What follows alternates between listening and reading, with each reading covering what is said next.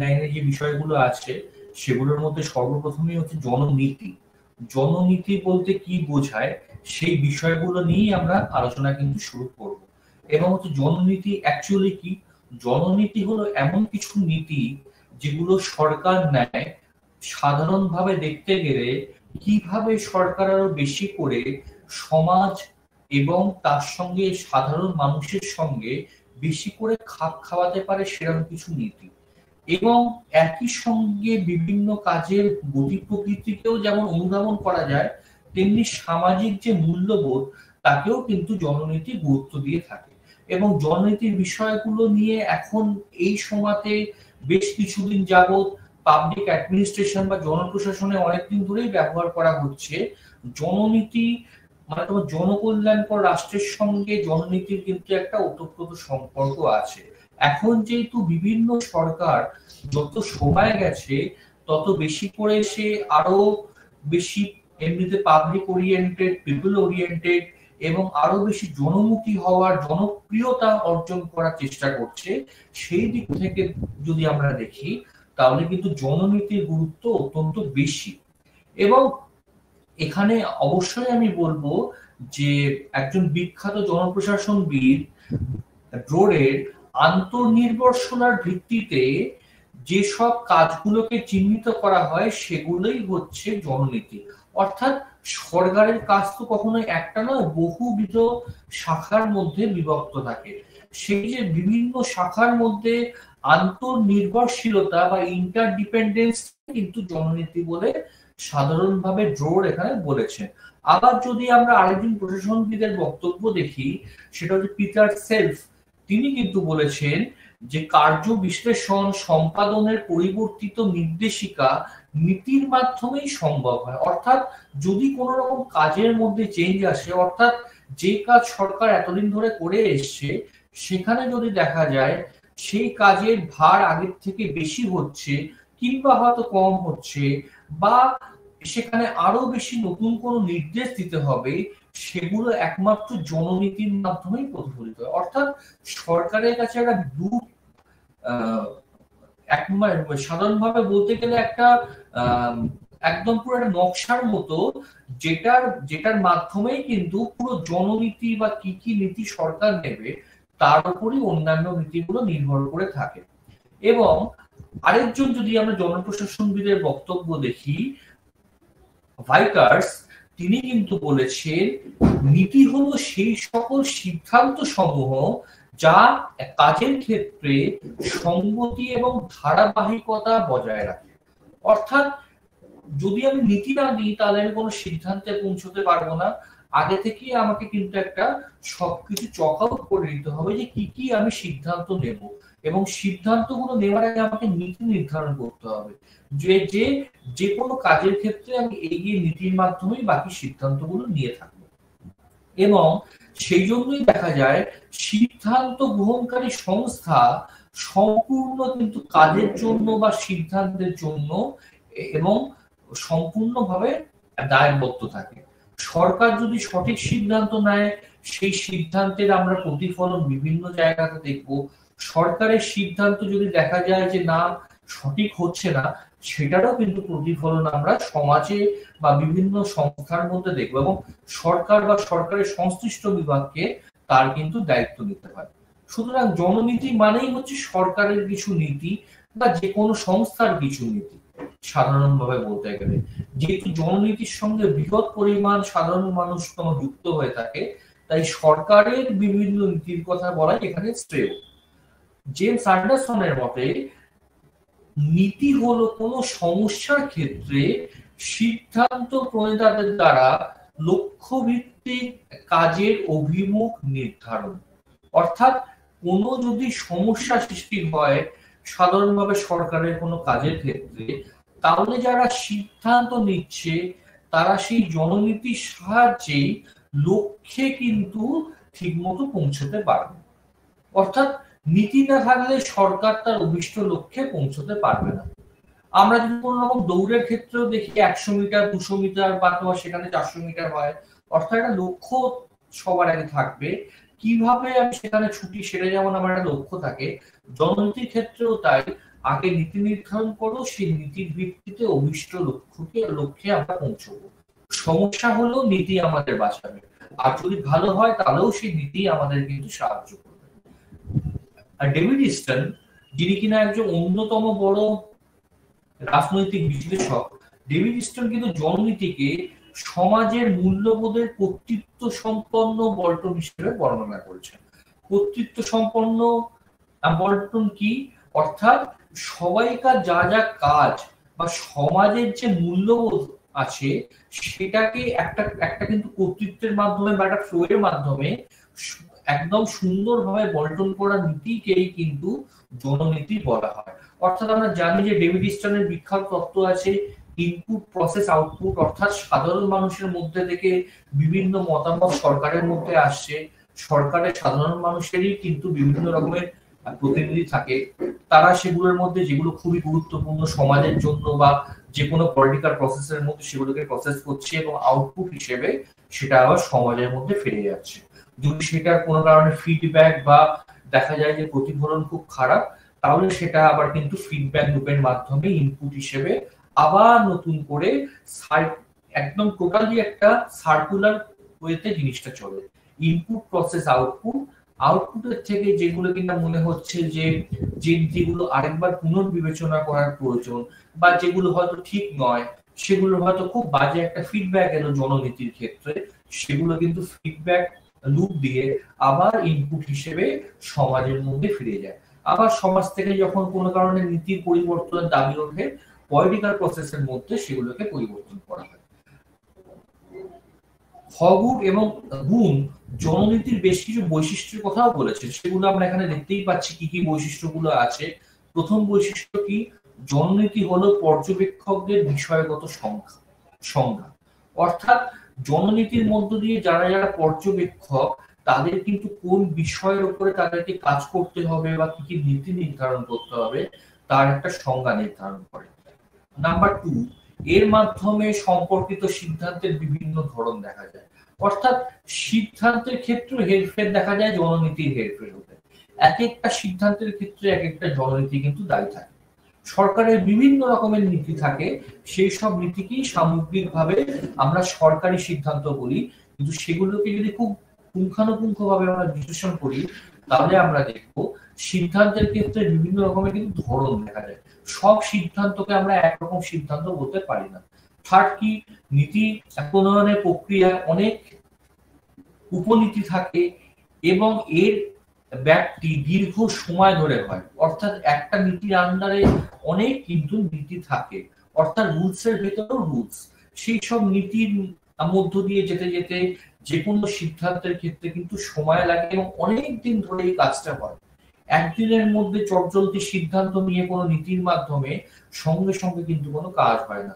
তার মানে নীতির ক্ষেত্রে সবার আগে আমাদের বলতে হবে যে নীতি নির্ধারণের ক্ষেত্রে সব থেকে বেশি এটা গুরুত্বপূর্ণ সেটা হলো যে আমরা কিভাবে কিন্তু কাজটা করছি, সেটা খুবই এখানে গুরুত্বপূর্ণ।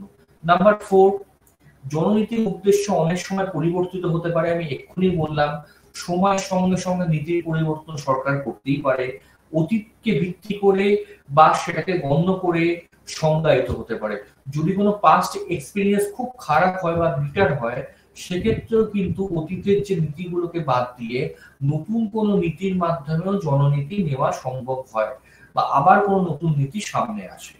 5 নাম্বার কি? এটি সিদ্ধান্ত কোনটার ইচ্ছা উদ্দেশ্যের উপর নির্ভর করে, অর্থাৎ যিনি সিদ্ধান্ত নিচ্ছেন তিনি কিন্তু মানে কোন নীতিকে প্রয়োগ করবেন বা করবেন না তার উপরই এটা সম্পূর্ণভাবে ডিপেন্ড করে।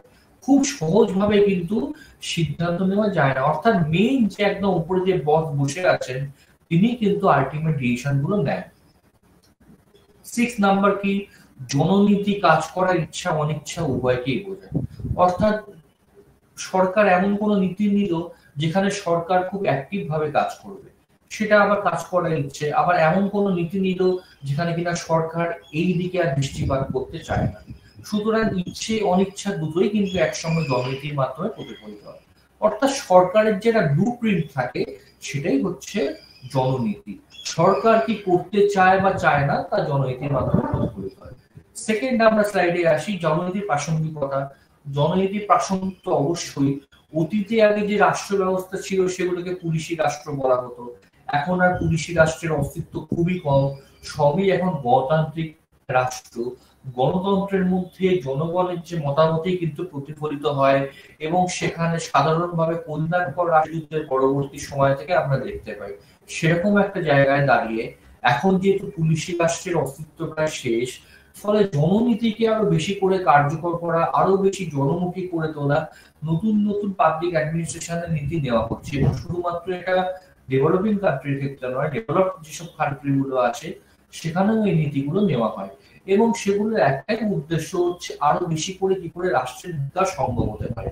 এবং আধুনিক যে রাষ্ট্রের বিভিন্ন রকমের চাহিদা থাকে সেই সব তোমার চাহিদাগুলোকেও সামনে রেখে জননীতিকে নির্ধারণ করতে হয়। সব দেশে একই রকম জননীতি হবে এটা আমরা কখনোই বলতে পারি না। ভারতবর্ষে সরকারের জননীতি যা, পাকিস্তান সরকারের জননীতি সেটা যে হবে এটা কিন্তু আমরা কখনোই বলতে পারি না।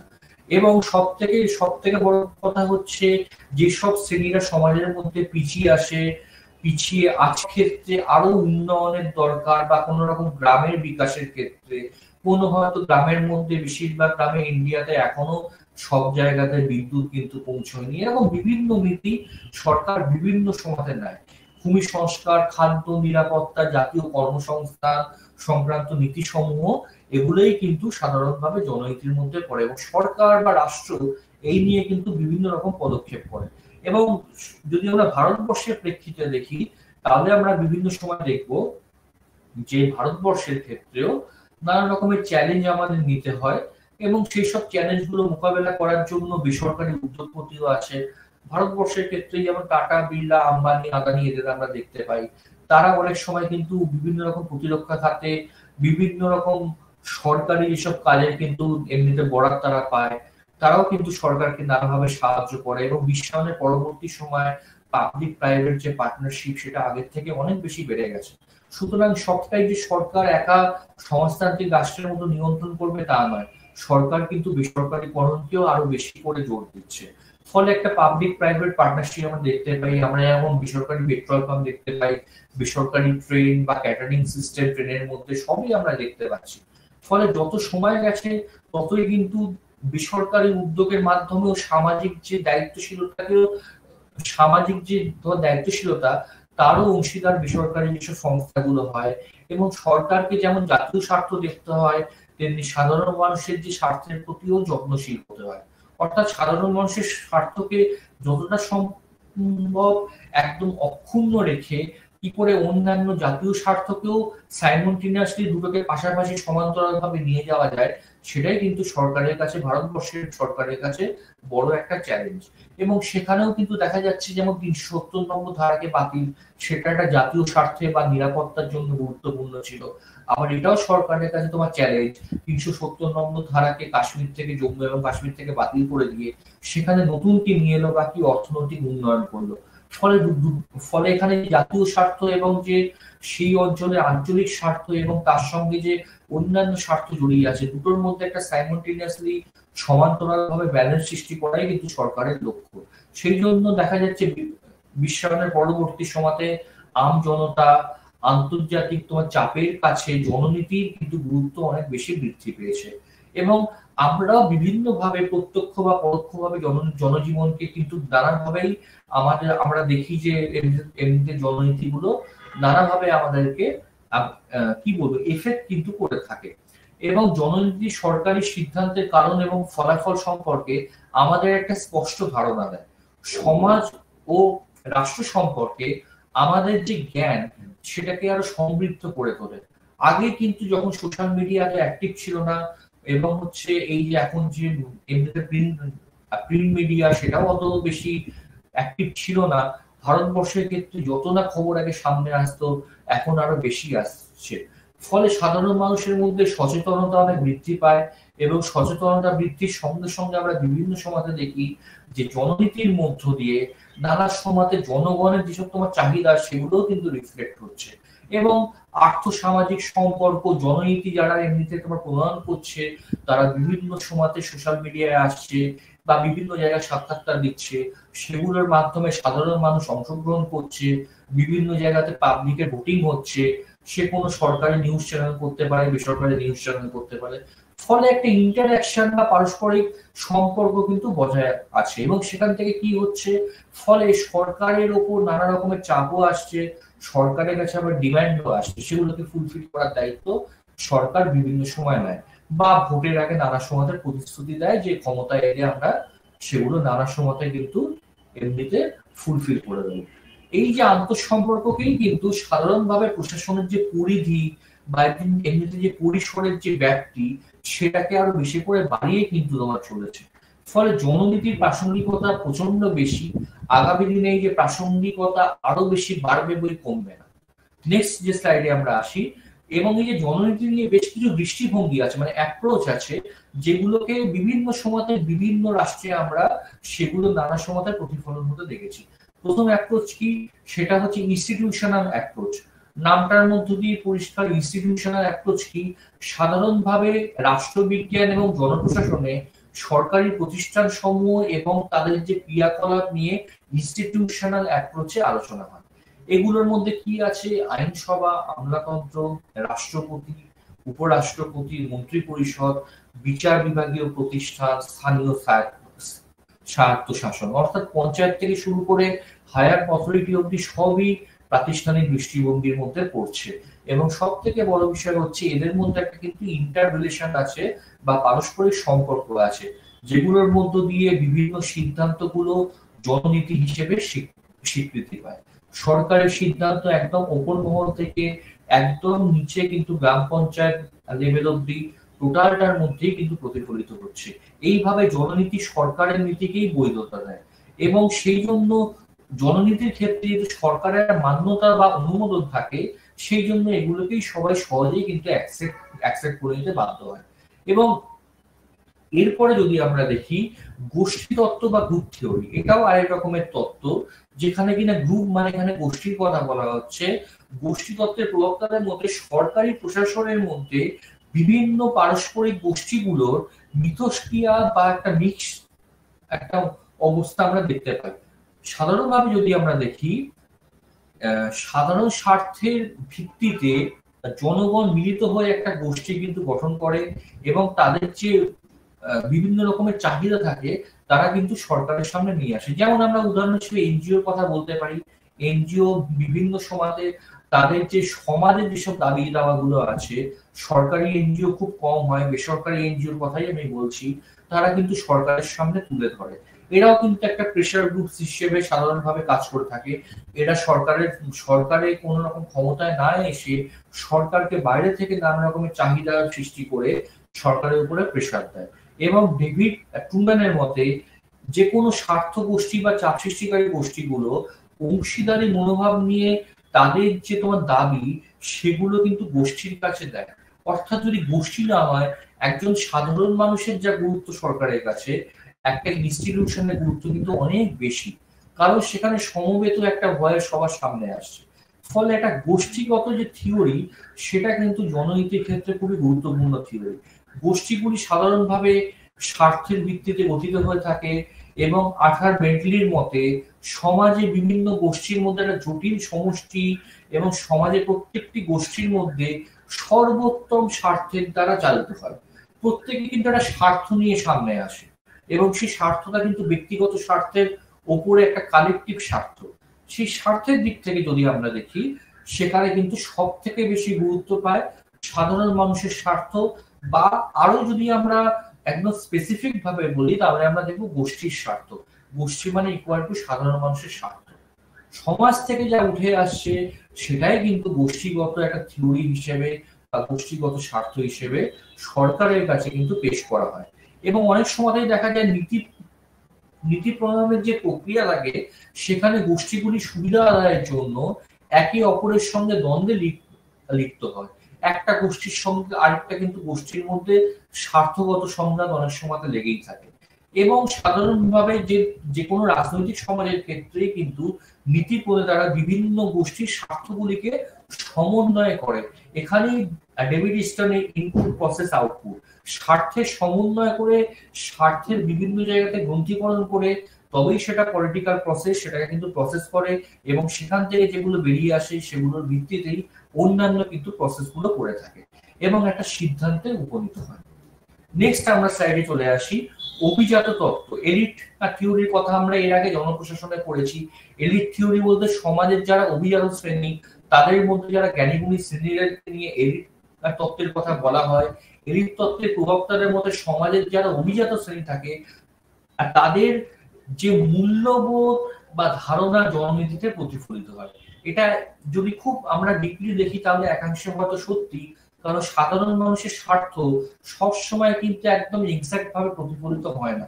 সমাজের মধ্যে যে কোনো আইনের ক্ষেত্রে আমরা দেখব সাধারণ মানুষের জন্য আইন কিন্তু যথেষ্ট রকম করা, যত বেশি ওপরের দিকে যাব ইনফ্লুয়েন্সিয়াল বা এমনিতে প্রভাবশালী মানুষের ক্ষেত্রে আইন কিন্তু অনেক বেশি নরম। ফলে দেখা যায় যে আইন যারা বানিয়েছে, আইনের যারা এমনিতে প্রণেতা, তাদের জন্যই যেন আইন বেশি একটা রক্ষকের ভূমিকা পালন করছে।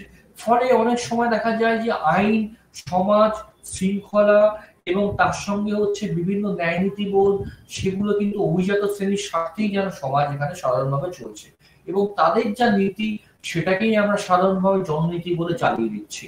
এটা খুব স্বাভাবিক যে সাধারণভাবে সংবিধান যারা কিন্তু প্রণয়ন সেই সময় করেছিল, সেখানে একটা অভিজাত শ্রেণীর একটা সেখানে আধিপত্য বজায় ছিল, সর্বধর্ম সাধারণ মানুষের আধিপত্য সেখানে বজায় ছিল না। ফলে তাদের যা কিছু ইচ্ছা অনিচ্ছা বিভিন্ন কিছু জিনিসপত্র সেখানে রিফ্লেক্ট কিন্তু করেছে। ফলে আমরা সাধারণ মানুষের সংবিধান বা গণতান্ত্রিক সংবিধান, ভারতীয় সংবিধানকে বললেও সেখানে কিন্তু সবাইকার যে সবকিছু প্রতিফলিত হয়েছে তা কিন্তু নয়। সেই জন্যই সংবিধান কিন্তু বিভিন্ন সময়তে চেঞ্জের মধ্য দিয়ে গেছে। এবং সব থেকে বড় বিষয় হচ্ছে সাধারণভাবে দেখতে গেলে অভিজাত শ্রেণী হচ্ছে সমাজের মধ্যে জননীতির প্রধান চালিকা শক্তি। যে কোনো উন্নয়নশীল, উন্নত, অনুন্নত সব রাষ্ট্র ব্যবস্থার ক্ষেত্রে কিন্তু জননীতি প্রণয়নে অভিজাত বা শাসক শ্রেণীরই এখানে আমরা একটা ধারণা সাধারণভাবে একটা প্রভাব দেখতে পাই। অনেকটা কিন্তু মার্কসিস্ট কনসেপ্টের মতো সাধারণত যারা এমনিতে ক্ষমতায় থাকে, যারা কিনা রাষ্ট্র ব্যবস্থার ক্ষমতায় থাকে, তারাই সাধারণভাবে কিন্তু সম্পূর্ণ বিষয়টাকে বিভিন্নভাবে নিয়ন্ত্রণ এমনিতে করে থাকে এবং সাধারণ মানুষের জননীতি সম্পর্কে তাদের অনেক সময় সম্যক ধারণা থাকে না। নানা সময় দেখা যায় তারা কিন্তু রাষ্ট্রের ভালো মন্দ সম্বন্ধেও খুব একটা অবহিত নয়। সুতরাং সামগ্রিকভাবে জনকল্যাণ সুনিশ্চিত করতে নীতি প্রণয়নের ক্ষেত্রে এই অভিজাত শ্রেণীকেই একটা কার্যকরী ভূমিকা গ্রহণ করতে হবে। নিজের স্বার্থের ওপরে উঠে সাধারণ মানুষের স্বার্থে জননীতি গ্রহণ করতে হবে। সেটা অভিজাত শ্রেণীর পক্ষে খুবই ডিফিকাল্ট, কারণ যারা শাসক শ্রেণী তাদের কিন্তু সাধারণ মানুষের মনোভাবকে আরো বেশি করে বুঝতে হবে। সেখানে আবার যদি আমরা দেখি অভিজাত তত্ত্ব বা এলিট থিওরির মধ্যেও কিছু বৈশিষ্ট্য আছে। কি, সমাজে দু ধরনের মানুষ আছে, এক ধরনের মানুষের ক্ষমতা আছে, আরেক ধরনের মানুষের কোনো ক্ষমতা নেই, সাধারণ মানুষের কথা বলা হচ্ছে। এবং এই ক্ষমতা সম্পন্ন প্রভাবশালী যে মানুষরা, তারাই কিন্তু জননীতিকে প্রণয়ন করে, যেটা আমি এক্ষুনি বললাম অভিজাত তত্ত্বের মধ্যে।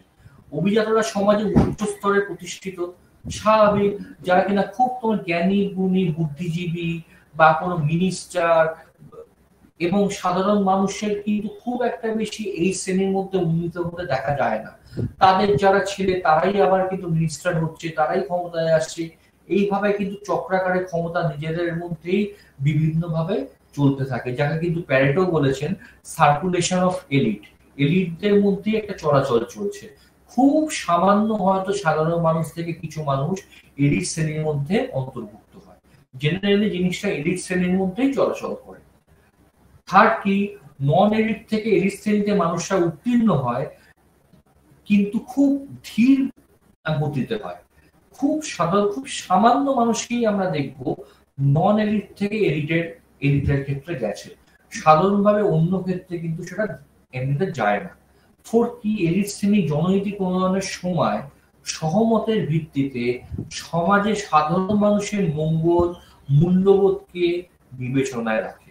এলিট শ্রেণী সাধারণভাবে দেখা যায় যদি এলিটটা সত্যি ক্ষমতা দখল করে কোনো রাষ্ট্রের ক্ষেত্রে, তারা কিন্তু সহমতের ভিত্তিতে সমাজের যে মঙ্গল এবং মূল্যবোধকে অনেক সময় গুরুত্ব দিয়ে থাকে এবং এটা খুবই একটা পজিটিভ দিক। নেক্সট পয়েন্ট, জননীতিতে পরিবর্তন বিভিন্ন সময় ক্রমান্বয়ে হয়ে থাকে এবং এলিট শ্রেণীর লালিত মূল্যবোধকে বজায় রাখে।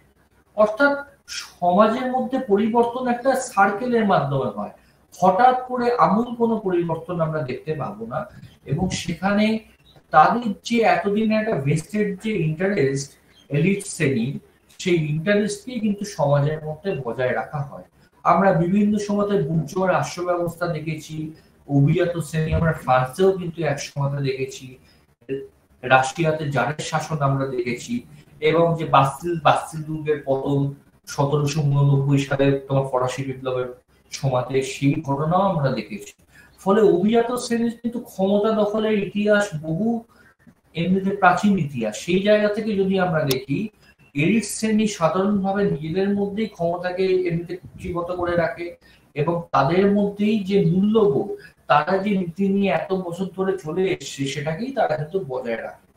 এবং সাধারণভাবে দেখা যায়, যদি আমরা ইংল্যান্ডের উদাহরণ দিই, ইংল্যান্ডের যে দ্বিতীয় রানী এলিজাবেথ ছিলেন, তিনি বহুদিন ধরে কিন্তু ইংল্যান্ডের রানী ছিলেন এবং তিনি সেই ক্ষমতাকে ধরেও রেখেছিলেন। যদিও তোমার পরবর্তী কালে সেখানে কিন্তু সাধারণভাবে গণতন্ত্র এসছে, কিন্তু সেখানে রাজতন্ত্রের অস্তিত্ব বজায় আসে। এবং আমরা হট করে দেখবো না যে এলিজাবেথের পরে অন্য কোনো সাধারণ মানুষের থেকে কোনো সাধারণ যে মহিলা, সে কিন্তু নারীর এমনিতে পর্যায়ে বা অভিজাত শ্রেণীর এমনিতে পর্যায়ে তারা কিন্তু উন্নত হচ্ছে, সেটা কিন্তু খুব রেয়ার কেস। ফলে এলিটদের মধ্যে ক্ষমতাটা নিজেদের কিন্তু অভ্যন্তরে অন্তর্মহলের মধ্যেই কিন্তু চলাচল করে। ফলে সব মানুষই যে এলিট হতে পারছে তা নয়। নেক্সট পয়েন্টে আমরা আসছি, সাধারণ যে জনগণ এলিটদের উপর প্রাধান্য বিস্তারে সচেষ্ট থাকে না, বরং তারা উদাসীন থাকে। অর্থাৎ সাধারণ মানুষ শুধু তোমার যায়, গিয়ে ভোট দেয়, তারপরে সরকারের কি নীতি হচ্ছে না হচ্ছে সব ব্যাপারে সে কিন্তু খুব একটা বেশি এমনিতে খবর রাখে না। আমাদের আমাদের যেমন নির্বাচিত সাংসদ বা বিধায়করা, তারা গিয়ে আইনসভায় গিয়ে ক্ষমতাগুলোকে, আমাদেরই ক্ষমতাকে প্রয়োগ করছে, কিন্তু আমরা ডে টু ডে প্রতিদিন তাদের সেই সম্বন্ধে কিন্তু ওয়াকিবহাল নই বা সেই সম্পর্কে আমরা খুব একটা বেশি খবর রাখি না। অন্যদিকে এলিটরা সাধারণত জনগণের উপর প্রভাব বিস্তার করে থাকে। এলিটরাই সাধারণভাবে তোমার দেখা যায় সংখ্যায় কম হলেও তাদের কিন্তু এমনিতে সাধারণ মানুষের মধ্যে একটা এফেক্ট আছে। আবার জনসংখ্যায় বেশি হলেও সাধারণ মানুষ কিন্তু এলিটদের উপর খুব একটা বেশি প্রাধান্য বিস্তার করতে পারে না, বরং তারা ওই তোমার ডমিনেটেড বা সাবঅর্ডিনেট হয়েই থাকে, বরং তোমার ক্ষমতাকে বেশি করে ইউজ করে বা ইউটিলাইজ করে এলিট। নেক্সট আমরা সাইডে আসছি, আরেকটা যে মডেল হচ্ছে ক্রমবর্ধমান বা ইনক্রিমেন্টাল মডেল। ইনক্রিমেন্টাল মডেলের ক্ষেত্রে সবার আগে জনপ্রশাসনবিদ চার্লস লিনকমের নাম আসবে। তিনি প্রথমে মডেলটা উপস্থাপিত করেন। এটাও কিন্তু জননীতি সম্পর্কিত একটি মডেল। জননীতি হলো জাস্ট আগের সরকারের গৃহীত নীতির কিছু পরিবর্তন। আমরা যদি খুব ভালোভাবে দেখি, তাহলে আমরা দেখব কোন সরকার ক্ষমতায় এসে সে এ বি সি ডি যেই আসুক না কেন, তারা কিন্তু এসে আমূল কোনো পরিবর্তন করে না, বরং বিভিন্ন সময় দেখা যায় যে তারা আগের সরকারের নীতিগুলোর মধ্যে সামান্য কিছু চেঞ্জ সেখানে কিন্তু করে থাকে। ফলে জননীতি কিন্তু একটা নিরবিচ্ছিন্ন প্রক্রিয়া। নতুন করে নীতি নির্ধারণ বা খুব একটা বেশি চেঞ্জ কিন্তু আমরা দেখতে সেখানে পাই না, কারণ সেগুলো যদি খুব বেশি জনপ্রিয়তা থাকে, কোনো সরকারের সেই রিস্ক কেউ নেয় না বা কোনো সরকার এটা নেবে না যে আমি ক্ষমতায় এসে সব নীতিগুলোকে কিন্তু বন্ধ আমি সেক্ষেত্রে করে দেবো। ফলে সাধারণভাবে জননীতি মানে সরকারের কিছু লক্ষ্য। সরকার কিন্তু সাধারণত কোন রকম রাজনৈতিক দল থেকে হয়, রাজনৈতিক দল হয়তো তোমার চেঞ্জ হয়, সরকারে চেঞ্জ হয়, কিন্তু সাধারণভাবে যে তোমার রাষ্ট্রের নীতি, যাকে আমরা রাষ্ট্রনীতি বলি, যাকে আমরা অনেক সময় জননীতি এখানে বলছি, তার কিন্তু খুব একটা বেশি আমূল পরিবর্তন হয় না। ফলে এই মডেল অনুযায়ী সিদ্ধান্ত প্রণেতারা প্রচলিত বা প্রস্তাবিত নীতির পর্যায়ক্রমিক সমীক্ষা বা মূল্যায়ন করে না, অর্থাৎ খুব একটা বেশি ইভ্যালুয়েটিভ নয়, যা চলছে গতানুগতিক ভাবে সেটাই কিন্তু চলে আসছে। সময় এবং তথ্যের অভাবে বিকল্প ও ফলাফল যথাযথভাবে মূল্যায়ন কিন্তু না করে তারা একটা রক্ষণশীল ভূমিকা নিয়ে থাকে। যেহেতু সরকারের যে এমনি প্রভাব বা পরিধি বিশাল বড়, ফলে এত বড় কর্মকাণ্ডের ক্ষেত্রে খুব তাড়াতাড়ি সময় বা তথ্য পাওয়া কিন্তু যায় না। সেই ক্ষেত্রে তারা অনেক সময়তে কম্প্রোমাইজ করে, ঠিক মতো মূল্যায়ন না করে মোটামুটি ভাবে গতানুগতিক কিছু সিদ্ধান্ত বা নীতি তারা নিয়ে নেয়। লিনবম এই যে মডেলের তিনটি ধরনের কথা বলেছেন। প্রথম ধরন কি সহজ ক্রমবর্ধমান বিশ্লেষণ, দ্বিতীয় কি কৌশলগত বিশ্লেষণ, থার্ড হচ্ছে অসম্পৃক্ত ক্রমবর্ধমান প্রক্রিয়া। সহজ সহজ ক্রমবর্ধমান বিশ্লেষণ কি? যেখানে প্রচলিত নীতির পরিবর্তে প্রস্তাবিত বিকল্প নীতির পার্থক্য খুব নগণ্য হয়ে থাকে।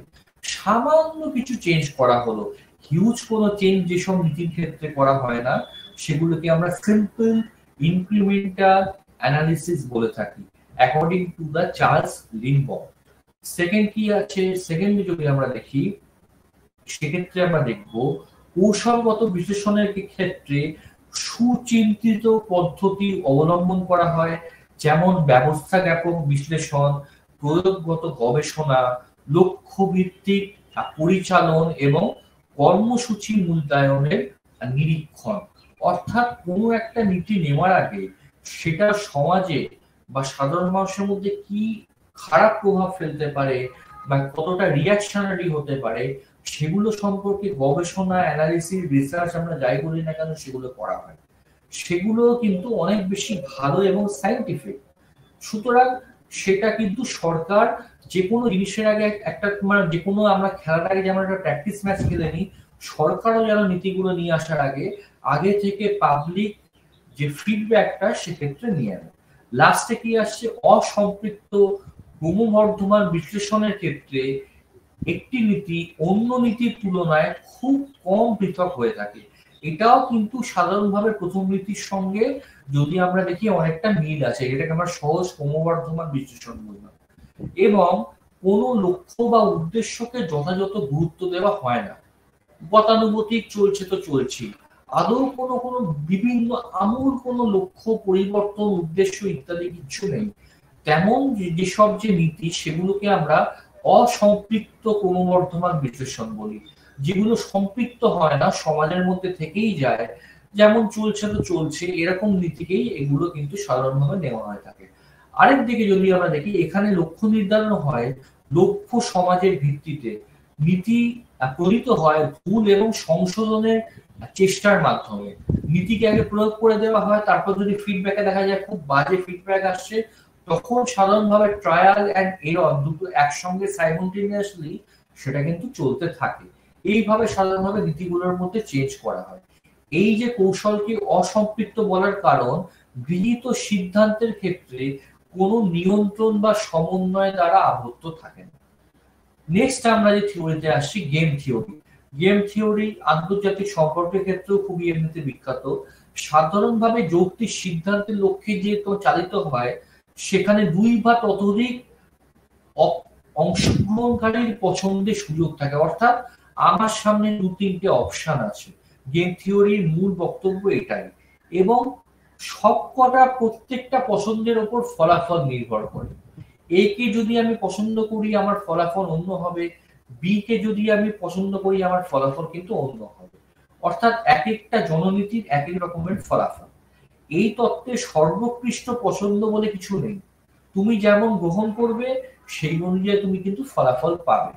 কোনোটাই কিন্তু বেস্ট বলে আগে থেকে ধরে নেওয়া যায় না বা প্রি অ্যাসাম্পশনের ভিত্তিতে চলে না।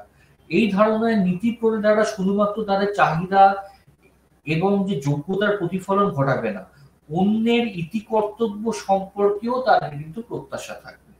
এখানে কিন্তু পছন্দগুলি আন্তঃনির্ভরশীল, অর্থাৎ যেসব জননীতিগুলো নেওয়া হচ্ছে সেগুলো সমাজের কোনো একটা শ্রেণী বা বিশেষ কোনো সেগমেন্টকে সামনে রেখে তাদের স্বার্থকে চিন্তা করে নেওয়া হয়।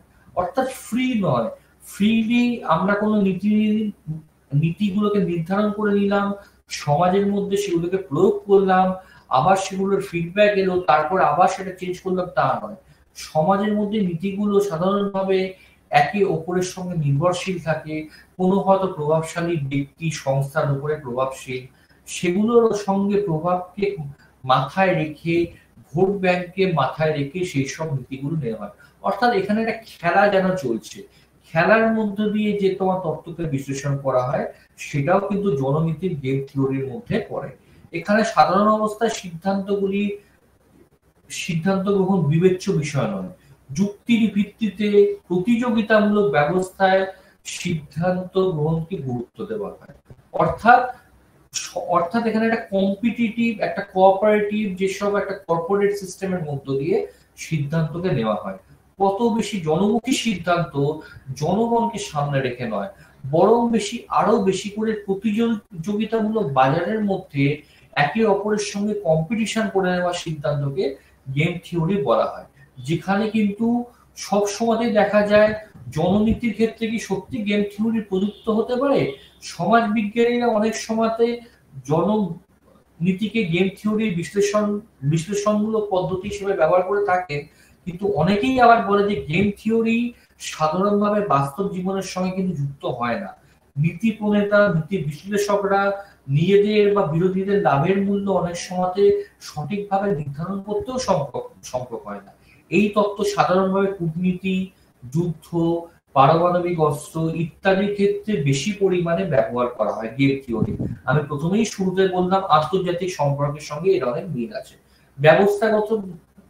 ব্যবস্থাজ্ঞাপক দৃষ্টিভঙ্গি কি? ডেভিড স্টোনের ব্যবস্থাজ্ঞাপক দৃষ্টিভঙ্গি প্রথমেই আমরা খানিকক্ষণ আগে আমরা পড়লাম। ব্যবস্থাজ্ঞাপক দৃষ্টিভঙ্গির মধ্যে কিন্তু বারবার করে বলা হচ্ছে যেখানে রাজনৈতিক ব্যবস্থায় বাহ্যিক পরিবেশ থেকে অর্থাৎ ইনপুট, প্রসেস, আউটপুট।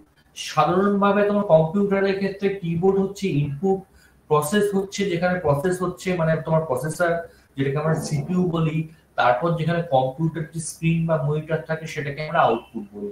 সরকারের ক্ষেত্রেও তাই, যদি আমরা দেখি যে কোনো ক্ষেত্রে বাহ্যিক পরিবেশ অর্থাৎ সমাজ থেকে ইনপুট আসছে, সমাজের মধ্যে বিভিন্ন রকম উপাদান আছে যেগুলো জননীতিকে কিভাবে সাড়া দেয় সেগুলোকে নিয়ে আলোচনা করে।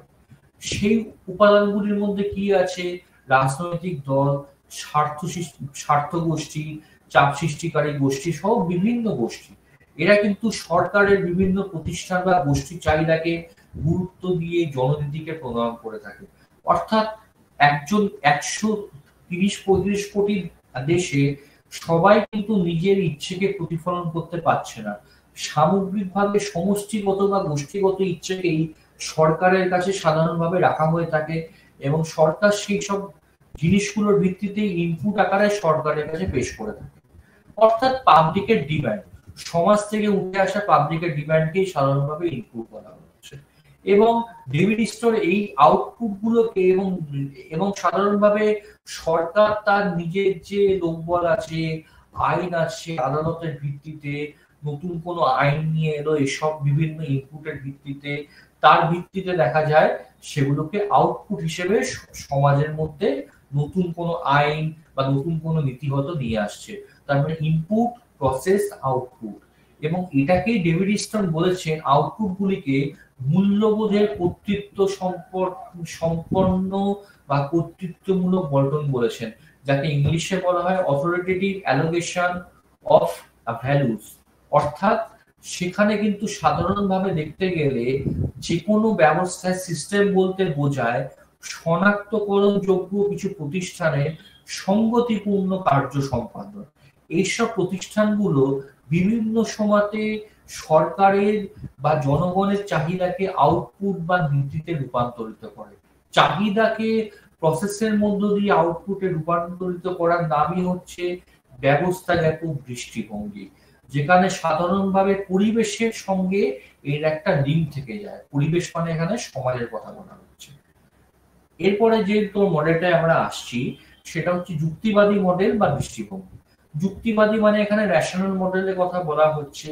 এই দৃষ্টিভঙ্গি অনুসারে জননীতি তখনই যুক্তিসঙ্গত হয় যখন তার সর্বাধিক সামাজিক লাভ হয়ে থাকে। অর্থাৎ সরকারের নীতি যদি সমাজের মধ্যে খুব বেশি প্রতিফলিত বা ইফেক্ট না করে, সেই নীতির কোনো মানে নেই। সরকার যেমন আমাদের এখানে পশ্চিমবঙ্গতে লক্ষ্মীর ভান্ডার দেওয়া হয়েছে, যদি লক্ষ্মীর ভান্ডারে আজকে 2% শুধুমাত্র মহিলা উপকৃত হতো, তাহলে কিন্তু এর সেই অর্থে কোনো এমনিতে এফেক্ট থাকতো না। সুতরাং কথা হচ্ছে বেশিরভাগ লোককে যেহেতু এটা এফেক্ট যেহেতু করেছে, তাই জন্য এরকম টাইপের প্রকল্পের মূল্য আছে। আবার যদি আমরা দেখি যে কেন্দ্রীয় সরকারের ক্ষেত্রে আত্মনির্ভর যে ভারত, সেটা অনেক মানুষের মধ্যে কিন্তু অনেক বেশি এফেক্ট সেই সময়তে করেছে, এবং যেটা এখনো কিন্তু করছে। ফলে বিভিন্ন নীতিগুলো যত বেশি মানুষকে সামাজিক লাভের ক্ষেত্রে এফেক্ট করবে, তত তত কিন্তু বেশি সেগুলো কিন্তু বিভিন্ন সময়তে দেখা যাবে আরো বেশি করে সমাজে বিভিন্ন রকম ভাবে সামাজিক মানুষরা উপকৃত হচ্ছে। সর্বাধিক সামাজিক লাভের ক্ষেত্রে দুটি বিষয়ের উপর গুরুত্ব দেওয়া হয়। ফার্স্ট একটা হচ্ছে এমন কোন নীতি এমনিতে প্রণীত হয় না বা হবে না যা যাতে ব্যয় লাভকেও ছাপিয়ে নেওয়া যায়। অর্থাৎ যদি সরকার 100 টাকা ঘোষণা করে কোনো নীতি নেয়, যেন লাভ অবশ্যই 100 টাকার বেশি হয়। যদি 100 টাকা ব্যয় করে লাভ মাত্র 90 টাকা হয়, তার মানে আমার 10 টাকার ক্ষতি হলো। এরকম কিন্তু কোনো নীতি নেওয়া হয় না। সেটা সরকারের ক্ষেত্রেও তাই, বেসরকারি ক্ষেত্রেও তাই। দ্বিতীয়টা কি? দ্বিতীয়টা হলো নীতি প্রণয়নের ক্ষেত্রে বিকল্পগুলির মধ্যে এমন একটি নীতিকে বাছতে হবে, সাধারণভাবে দেখতে গেলে, যেখানে কিনা সাধারণভাবে ব্যয়ের তুলনায় সুবিধা দেবে বেশি, অর্থাৎ আরো বেশি বিশেষীকরণের সঙ্গে যুক্ত হবে, আরো বেশি কার্যকারী ভূমিকা নেবে। অর্থাৎ সুবিধে সব মিলিয়ে যেটার এফেক্ট কিন্তু খুব, অনেক লোক হয়তো সিঁড়িটাকে ইউজ এন্ড করে, সেখানে যদি সিঁড়িকে বাদ দিয়ে সেখানে যদি একটা চলমান সিঁড়ি সেখানে ইনস্টল করে দেওয়া যায়, যাকে আমরা এসকালেটর বলি, দেখা যাচ্ছে মানুষ সেটা হয়তো বেশি পরিমাণে ইউজ হয়তো করছে, সেটা লাভ অনেক বেশি, সুবিধে অনেক বেশি। সেরকম কিন্তু অনেক সময়তে এরকম টাইপের বিভিন্ন রকম চেঞ্জ নিয়ে আসা হয়। আমি একটা সহজ উদাহরণ দিলাম, এরকম বহু উদাহরণ সরকার বিভিন্ন সময়তে নিয়ে আসতে পারে। এবং সব থেকে বেশি গুরুত্ব দেওয়া হয় কতটা সুবিধা লাভ করা গেল তার উপর। নীতি প্রণয়নের ক্ষেত্রে বিভিন্ন বিষয় কিন্তু তাদেরকে মাথায় রেখেই কাজ করতে হয়। নীতিবিজ্ঞান পদ্ধতি, এরপর আমরা আসি হচ্ছে নীতিবিজ্ঞান পদ্ধতি, যেটা সাধারণভাবে তোমাদের সেকেন্ড যে বিষয়টাই আছে ইউনিট 9-এ। নীতিবিজ্ঞান কি? নীতিবিজ্ঞানের ক্ষেত্রে যেটাকে পলিসি সায়েন্স বলা হয়, পলিসি সায়েন্সের ক্ষেত্রে হ্যারল্ড ল্যাসওয়েলের নাম সব থেকে গুরুত্বপূর্ণ। তিনি বিভিন্ন সময়তে 1951 সালে তিনি সর্বপ্রথম পলিসি সায়েন্সের কথা বলেন। এটাও কিন্তু জননীতির একটা পার্ট। ড্যানিয়েল লার্নারের সাথে এডিট করা তার বিখ্যাত বই দা পলিসি ওরিয়েন্টেশনে তিনি এই যে পলিসি সায়েন্সের কথা সবার আগে ল্যাসওয়েল বলেছিলেন, হ্যারল্ড ল্যাসওয়েল। এই কাজটিকে সামাজিক সমস্যা মোকাবেলা করার জন্য অনুসন্ধানের ক্ষেত্রে নতুন ক্ষেত্র তৈরির দিকে প্রথম পদ্ধতিগত প্রচেষ্টা হিসেবে বিবেচনা করা হয়। অর্থাৎ সমাজে নীতি নির্ধারণ করে দিলেই কিন্তু সরকারের কাজ শেষ নয়, সমস্যাগুলোকে কি করে মোকাবিলা করা যায় সেটা অনুসন্ধানের জন্য প্রথম কিন্তু পলিসি সায়েন্সের কথা 51 সালে হ্যারল্ড ল্যাসওয়েল তিনি কিন্তু বললেন। ল্যাসওয়েলের যে পলিসি ওরিয়েন্টেশন যে প্রবন্ধে ডিউককে একজন নীতিবিজ্ঞানী হিসেবে স্বীকার করে নিয়েছেন, এবং তিনি বলেছেন তার মূল্যবোধগুলিকে যে উচ্চতর বিমূর্ততাগুলিকে উদ্ভূত হয়েছে সেগুলি সম্পর্কে উচ্চ অনুপাতের চেয়ে সমাজের অনুশীলনের মূল্যবান বা মূল্যায়ন পুনর্গঠনে বেশি আগ্রহী। অর্থাৎ এমন ভাবে মূল্যবোধ গুলোকে আমাদেরকে সাজাতে হবে, এমন ভাবে কোনো বিমূর্ত বিষয় যেন না থাকে, অর্থাৎ সুপারফিশিয়াল যেন না হয়। প্রত্যেকটা মূল্যবোধের যেন বাস্তবিক প্রতিফলন,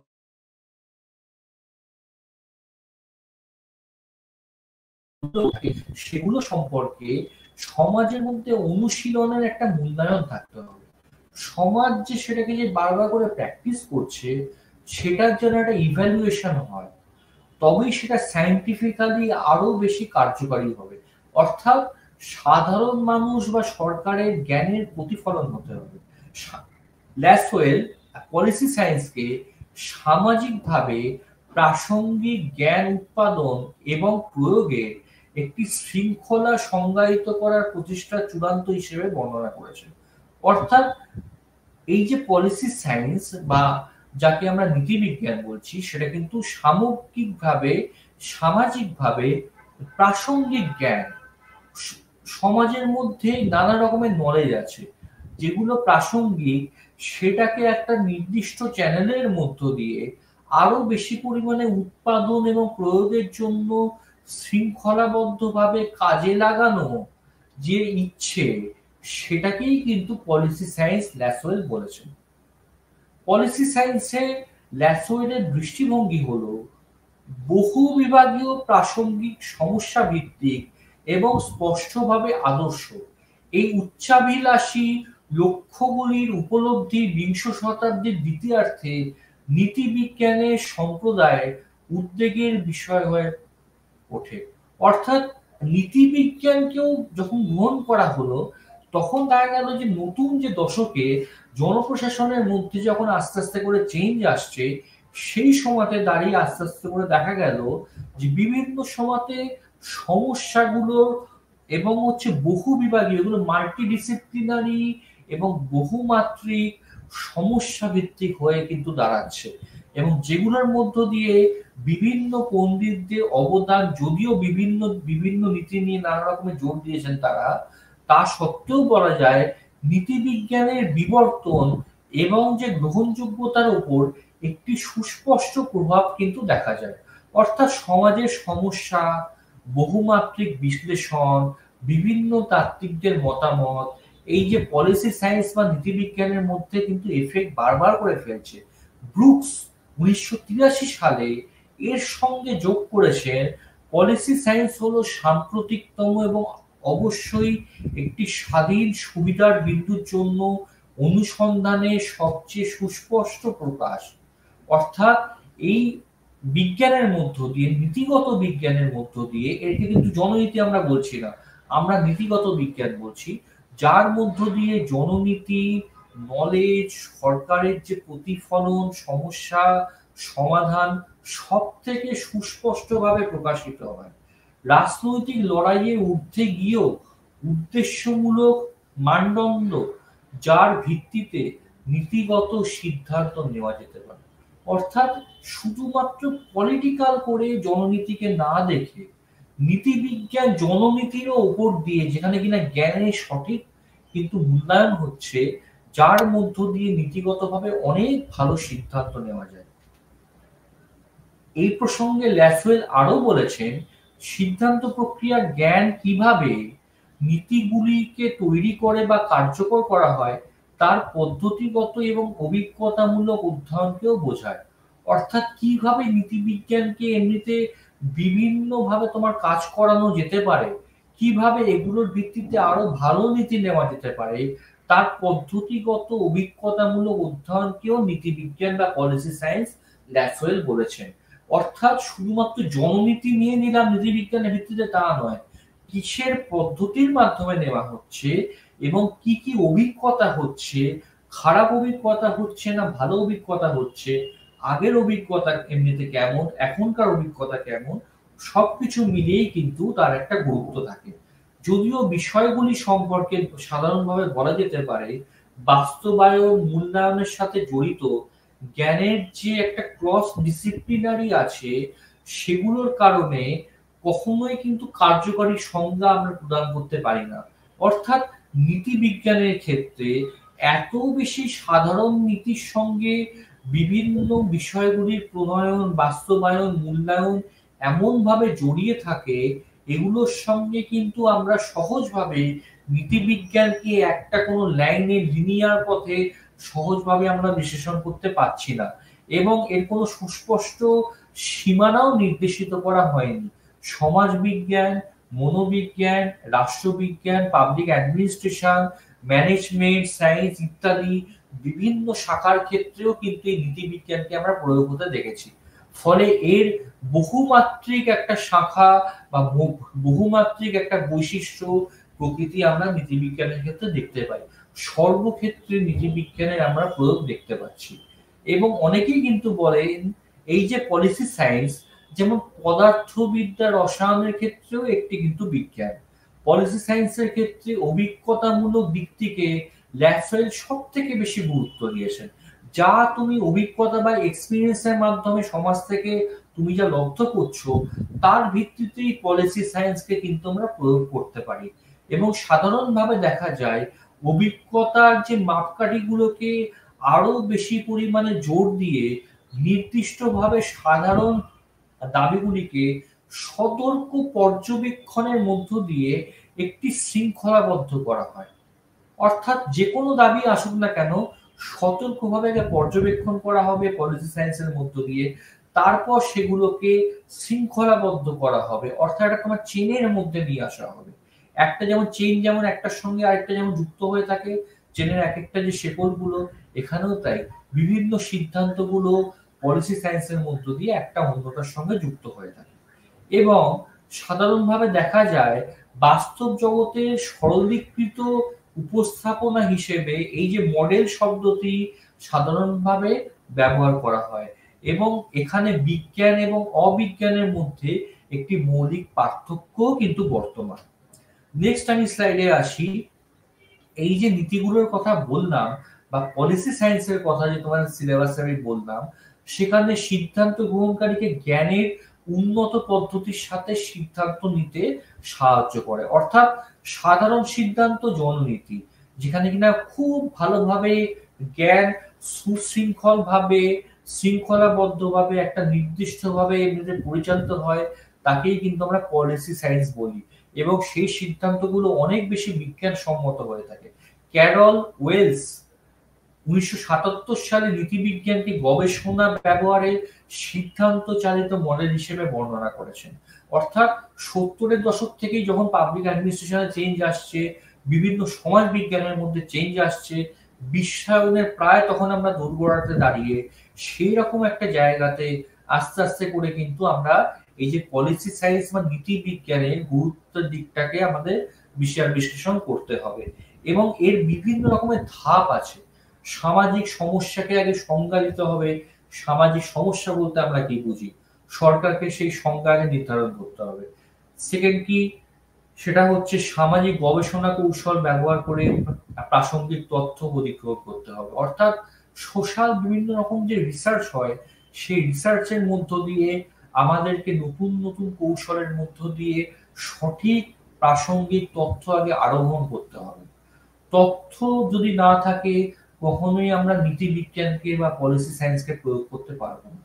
থার্ড কি, সমস্যার সমাধানের জন্য ব্যাখ্যা, অর্থাৎ কি করে এই সমস্যাটাকে আমরা সমাধান করতে পারি, তার কি কি তোমার ব্লুপ্রিন্ট হতে পারে, সেই বিষয়টারও ব্যাখ্যা দিতে হবে। ফোর্থ, নীতি পছন্দ, কি কি নীতি নেওয়া যেতে পারে, কি কি পছন্দের নীতি নেওয়া যেতে পারে, অপছন্দের নীতি কি কি হতে পারে যা জনমানুষের মধ্যে প্রভাব ফেলতে পারে, সেই সম্পর্কেও কিন্তু আমাদের ওয়াকিবহাল হতে হবে। নীতিবিজ্ঞান নীতির বিকল্পগুলিকে নির্বাচন করতে অবদান রাখতে পারে। অর্থাৎ অনেকগুলো মাল্টি লেয়ার অপশন আমাদের সামনে আসতে পারে নীতি বিজ্ঞানের সাহায্যে। তখন আমরা সেখান থেকে একটা অল্টারনেটিভ, অলওয়েজ সবসময় যে সেটা বেস্ট হবে তা নয়, সেটা কিন্তু বেটার হতে পারে, একটা ভালো অল্টারনেটিভ নীতি সরকার সেখান থেকে বেছে নিতে পারে। এর সাধারণভাবে দেখতে গেলে ধারণাগতভাবে দুটো কিন্তু দিক বা জোর রয়েছে। কি, একটি নীতি নির্ধারণের পদ্ধতিতে অবদান রাখে, অর্থাৎ নীতিবিজ্ঞানের ভিত্তিতে নীতি নির্ধারণ করা হয়। নাম্বার টু কি, একটি নীতির বিকল্পগুলি সমাজে ছড়িয়ে পড়তে পারে। একটি সমাজে যেভাবে সমস্যাগুলি সম্পর্কে চিন্তা করে সেই বিষয়গুলির তথ্য যা পরিবর্তনের জন্য সংবেদনশীল হিসেবে দেখা দেয়, এটি বিবেচনা করে এমন বিকল্প ব্যবস্থাগুলি প্রভাবিত করে। সমাজে হয়তো দেখা গেল একটা অল্টারনেটিভ বা একটা নীতি ছড়িয়ে পড়লো না, একই রকম জিনিসের অনেকগুলো নীতি কিন্তু ছড়িয়ে পড়লো। এবং সমাজ যদি সংবেদনশীল হয়, সেই সমাজে সেই সমাজ তখন একটা নীতির যদি কার্যকারিতা ভালো না হয়, সেটাকে বারবার করে চেঞ্জ করার চেষ্টা কিন্তু সে করবে।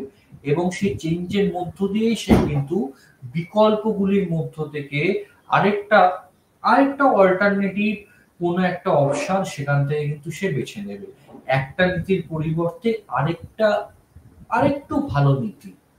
সমাজই কিন্তু এই সিদ্ধান্তগুলো নিয়ে থাকে। নেক্সট কি, মাল্টিডিসিপ্লিনারি দৃষ্টিকোণ, অর্থাৎ এর একটা বহুমাত্রিক দৃষ্টিকোণ আছে। এই যে আমরা পলিসি সায়েন্সের কথা বললাম, অর্থাৎ এটা বহু শৃঙ্খলাপূর্ণ। এর কারণ হচ্ছে প্রত্যেকটি সামাজিক এবং রাজনৈতিক সমস্যার একাধিক উপাদান বিভিন্ন একাডেমিক শাখার সাথে যুক্ত থাকে। এখন যদি আমরা যে তোমার রাষ্ট্রবিজ্ঞানের কথা বলছি, এটা যেহেতু একটি সমাজ বিজ্ঞান এবং এটা এটা যেহেতু মাল্টিডিসিপ্লিনারি বা ইন্টারডিসিপ্লিনারি বিভিন্নভাবে আমরা বলতে পারি না কেন, অর্থাৎ সমাজ বিজ্ঞানের সব শাখার সঙ্গে রাষ্ট্রবিজ্ঞান বা এই জনপ্রশাসনের কিন্তু একটা যোগ রয়ে গেছে। এরকম অবস্থায় কিন্তু দাঁড়িয়ে সাধারণভাবে দেখা যায় একাডেমিক শাখার সাথে ঘনিষ্ঠভাবে যুক্ত থাকে কোনো একটি শাখার একচেটিয়া ডোমেনে স্পষ্টভাবে প্রভাব পড়ে না। অর্থাৎ কোনো নীতি নেওয়া হলে সেটা যে শুধুমাত্র সরকারের পার্টিকুলার কোনো একটা ইনস্টিটিউশন বা কোনো একটা ক্ষেত্রে পড়বে তা নয়, সেটা কিন্তু সরকারের সামগ্রিকভাবে সম্পূর্ণ সরকারেও করতে পারে। আবার যদি দেখি কোনো হয়তো পলিটিক্যাল কোনো সিদ্ধান্ত সামাজিক ক্ষেত্রেও পড়তে পারে বা অন্য কোনো হিস্টোরিক্যাল ক্ষেত্রেও সেটা কিন্তু পড়তে নিতে পারে। অর্থাৎ নীতি কিন্তু কোন রকম ভাবে স্পেসিফিক নয়, টাইম বাউন্ড নয়। এটা কিন্তু কোনোভাবে আমরা ক্ষেত্রকে সীমাবদ্ধ করতে পারবো না। এটা একটা মাল্টিডিসিপ্লিনারি দৃষ্টিকোণ আছে। অর্থাৎ বিভিন্ন সমাজের মধ্যে ছড়িয়ে থাকা বিজ্ঞানে সমাজ বিজ্ঞান, রাষ্ট্রবিজ্ঞান, জনপ্রশাসন সব বিজ্ঞানে রসায়ন বা অন্য সব ক্ষেত্রে সেই নীতিগুলি কিন্তু ছড়িয়ে পড়তে পারে। সেই জন্য একে মাল্টিডিসিপ্লিনারি বলা হয়েছে। এবং এর অভিযোজন ক্ষমতাও কিন্তু অনেক বেশি, সমাজের সঙ্গে সহজে খাপ খাইয়ে নিতে পারে। আংশিকভাবে একটি নীতি প্রক্রিয়ার সঙ্গে পরিচালিত হয়, আংশিকভাবে একটি নীতি বুদ্ধিমত্তার প্রয়োজনের দিকেও পরিচালিত হয়। অর্থাৎ বুদ্ধি দিয়েও নীতির মধ্যে চেঞ্জ আনা যায়। অনেক সময় বিচার বিশ্লেষণের ক্ষেত্রেও মানে তোমার তারপরেও দেখা যায় সাধারণ মানুষের যে কতখানি এফেক্ট পড়বে সেক্ষেত্রেও সরকারের যেসব বুদ্ধি বিবেচনাও কিন্তু এখানে খুব গুরুত্বপূর্ণ ভূমিকা নেয়। বিজ্ঞান বা প্রয়োগের ক্ষেত্রেও সাধারণভাবে দেখা যায় যে বিভিন্ন রকম ভাবে এর কিন্তু একটা ইফেক্ট রয়ে গেছে। লাস্ট আমরা যে তোমার এমনিতে যে পয়েন্টে আসবো সেটা হলো হচ্ছে সমস্যা ভিত্তিক দৃষ্টিকোণ। যেটা আমি এক্ষুনি তোমাদেরকে বললাম, সমস্যার ভিত্তিতেই পলিসি সাইন্স গড়ে উঠেছে। সামাজিক সমস্যাগুলিকে সঠিকভাবে চিহ্নিত করে, তার সঙ্গে ওরিয়েন্টেড হয়, তার সঙ্গে নিজেকে অভিযোজিত করে এই পলিসি সায়েন্স এবং সাধারণভাবে সেই সব নীতিগুলিকে বিশ্লেষণের মধ্য দিয়েই কিন্তু নতুন কোনো প্রক্রিয়া বা জ্ঞানের সঞ্চার ঘটে থাকে। লাস্ট যে আমি যে সাইডে এলাম সেটা হচ্ছে প্রক্রিয়াগত মডেল। বহু যুগ ধরেই রাষ্ট্রবিজ্ঞানে নানা রকমের প্রক্রিয়া নেওয়া হয় এবং সেই প্রসেস মডেলের মধ্য দিয়ে দেখা যায় সাধারণভাবে যে প্রণয়ন হচ্ছে, বাস্তব হচ্ছে, সেগুলোর ক্ষেত্রে নির্বাচক মণ্ডলীর আচরণ, কার্যকলাপ সবকিছুর ক্ষেত্রে কিন্তু নীতিবিজ্ঞানের জননীতির একটা প্রভাব থেকে যায় ইন জেনারেল। এবং তারই মধ্য দিয়ে আলটিমেটলি জননীতিগুলো কিন্তু সমাজের মধ্যে প্রতিফলিত হয়। এর বেশ কিছু গুরুত্বপূর্ণ দিক আছে। কি কি সরকারের কাছে চাহিদা উত্থাপন, কোন বিষয়গুলিকে গুরুত্ব দেওয়া হবে সেই সম্পর্কে সিদ্ধান্ত নেওয়া, সমস্যা নিরসনে নীতির লক্ষ্যে প্রস্তাব গ্রহণ করা, গৃহীত প্রস্তাবের পক্ষে রাজনৈতিক সমর্থন, প্রস্তাবকে আইনে কিন্তু কার্যকর করা। এটাও কিন্তু একটা প্রসেস মডেল যেটা যেটা কিন্তু জননীতির মধ্যে পড়ে এবং সেখানে আমরা নীতিবিজ্ঞানের প্রয়োগও দেখে থাকি। এবং লাস্টে আমরা যে যে বিষয়টা নিয়ে আজকে আমরা শেষ করব, জননীতির যে প্রণয়ন, বাস্তবায়ন এবং মূল্যায়ন। জননীতির প্রণয়ন সর্বক্ষেত্রে আমরা সরকারের ক্ষেত্রে দেখতে পাই এবং সবথেকে যেটা বড় বিষয় হচ্ছে বিভিন্ন সময়ে কিন্তু আমরা দেখব তার বিভিন্ন জায়গাতে প্রণয়ন হচ্ছে, আরো বেশি করে মূল্যায়ন করা হচ্ছে পলিসি সায়েন্সের মধ্য দিয়ে, আরো বেশি বেটারমেন্ট কি করে করা যেতে পারে। সাম্প্রতিক সময়ে আমরা কিন্তু আর্টিফিশিয়াল ইন্টেলিজেন্সকেও জনপ্রশাসনের ক্ষেত্রে বিভিন্ন পলিসি নির্ধারণের ক্ষেত্রে কাজে লাগানো শুরু হয়েছে বিভিন্ন উন্নত দেশে।